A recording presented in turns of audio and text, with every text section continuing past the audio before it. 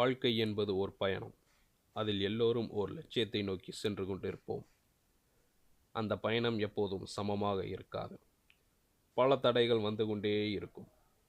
அந்த தடை நம்முடைய தவறான முடிவுகளாலும் இருக்கலாம்.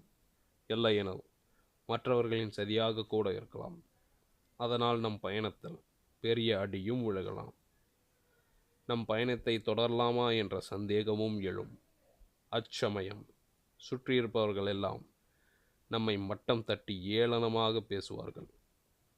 அவர்கள் மேலும் பேசுவார்கள் என்னும் பயத்தில் அதை தாண்டி செல்லாவிட்டால் நம் பயணம் நாம் நிற்கின்ற இடத்திலேயே முடிந்துவிடும்.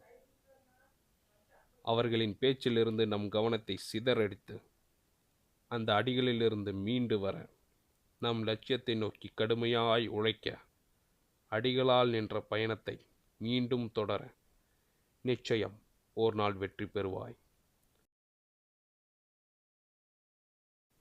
அதேபோல் வெற்றியை பெற்ற பின்பு தலைகணம் கொள்ளாதே.